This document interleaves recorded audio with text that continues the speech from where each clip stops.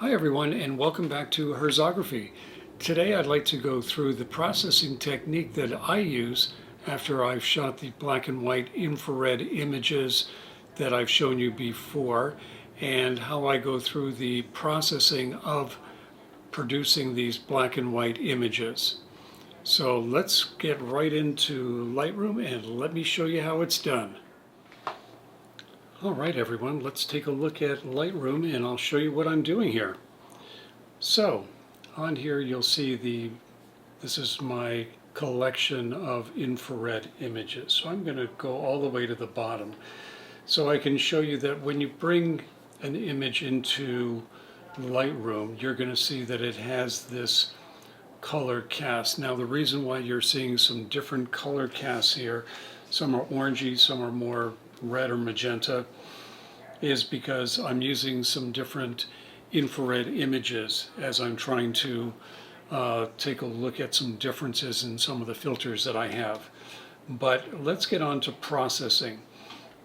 So I'm going to pick this one here that I've highlighted on, and let's just go into that. So this is the way the image will look when you bring it into Lightroom.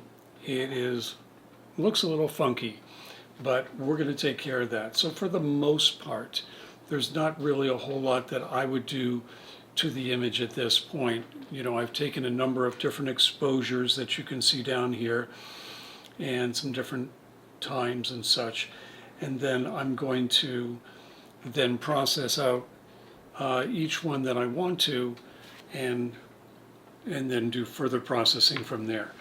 So the way I have decided to do my black and white processing for my black and whites is normally in the past I've gone through the tone curve and use all the different sliders, and it really does take quite a while in doing that.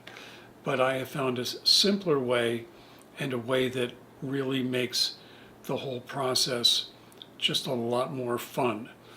So that is that when I go up into, let's see, I believe it is Photo, and I'm going to edit in Silver Efex Pro 2. And just want to make sure I'm opening up the right one, Silver Efex Pro 2. So then I can set what format I want this in. Normally I'm going to probably just do a PSD.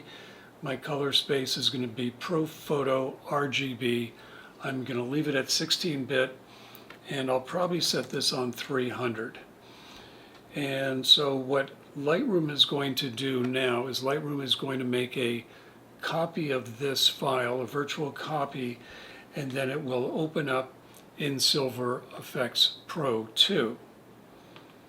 So, and here we go. So now let me make this a little bit smaller.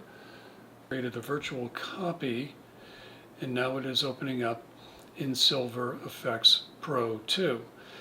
There is a new version of Silver Efex Pro that has been released. I don't have a copy of that yet, but I hope to have it very soon, and I'll do a review of that as soon as I get it.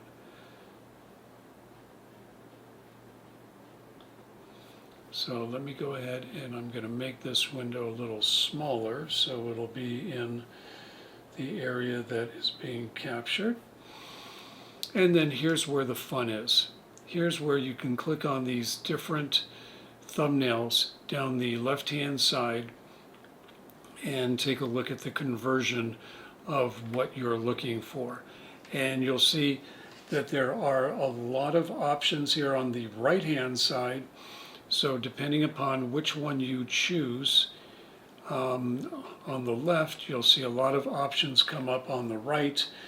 And then if you like the overall look of what you're seeing here, then you can leave it on that and then move some of these adjustment tools around. So contrast and brightness and structure. There are different film types. So if you want to give this a certain film look, that is always a fun thing to start to play around with. And as you change the type of film, it's going to change the exposure, and then you would go back and move the exposure around. I'm going to leave it on Ilford and then bring that down a bit more.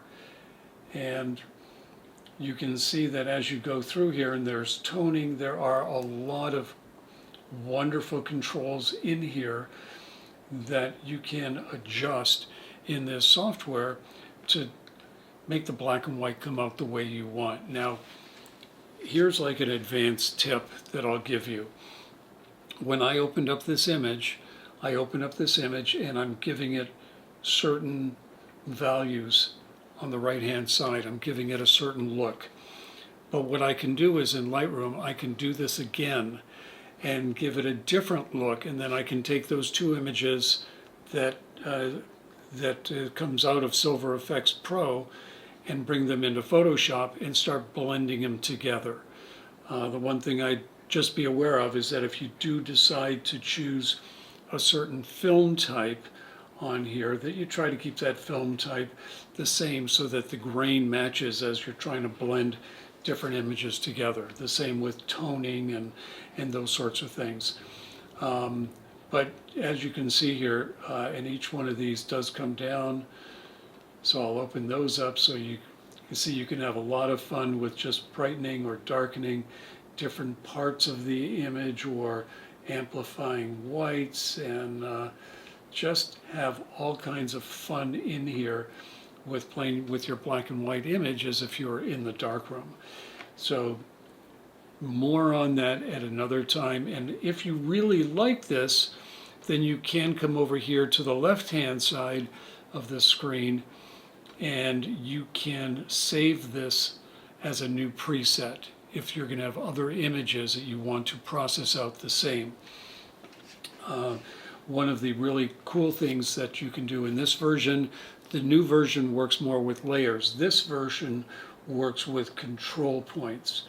So I can take and click on a control point here, and there's nothing really in this image that I would do separately, but let's say these trees here. I might say, okay, on that particular batch of trees, I want to bring the brightness down. Now you see it's just going to bring the brightness down that one area. You have to be really careful in black and white, because if you do too much, it's going to start to look a little bit dirty, and then it's going to look like a hot spot. So I'm not going to use that control point, and I'm just going to delete it for now. But control points are a really cool way, and this was very innovative when this software came out. The new version, as I said, will work with your layers in Lightroom, I believe, or Photoshop, which is really great. Now when I go and I say, yes, I really like this black and white, I can do vignetting if I want to. Lots of different things you can do, or image borders. The list goes on and on. But I'm going to click on Save. Now it's saving the image, and it's going to save it right back into Lightroom, right beside the original file. And there we go. There's the image that was just processed out from Silver Effects Pro.